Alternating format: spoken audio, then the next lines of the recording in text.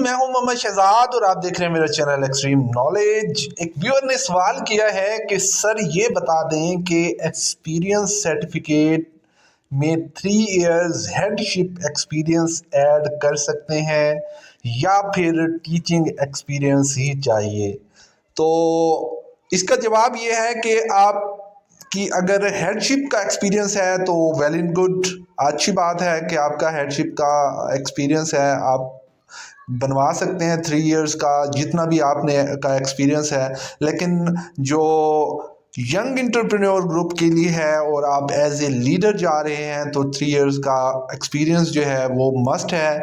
और अगर आप एज एन इंडिविजुअल जा रहे हैं, अप्लाई करने जा रहे हैं और 3 इयर्स का हेडशिप का एक्सपीरियंस बनवा रहे हैं तो आप एलिजिबल नहीं हैं, अप्लाई नहीं कर सकते। लेकिन टीचिंग एक्सपीरियंस, जो आपका सवाल है, टीचिंग एक्सपीरियंस कोई कंपलसरी नहीं है कि एज ए टीचिंग एक्सपीरियंस ही हो आपके पास।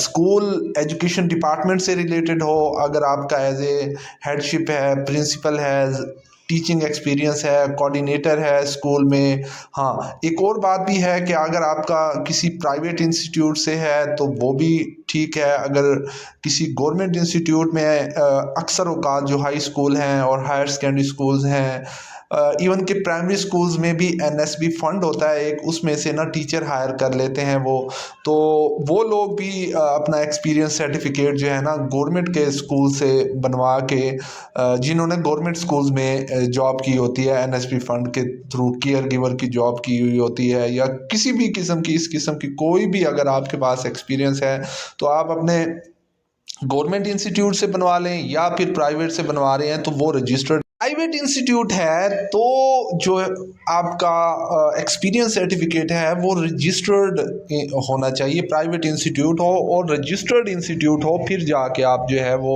वहाँ से एक्सपीरियंस सर्टिफिकेट बनवाएं। और एक बात मोस्ट इम्पॉर्टेंट के according to the given format जो है ना वो आपने एक्सपीरियंस सर्टिफिकेट बनवाना है, जो फॉर्मेट पंजाब एजुकेशन फाउंडेशन ने आपको दिया है।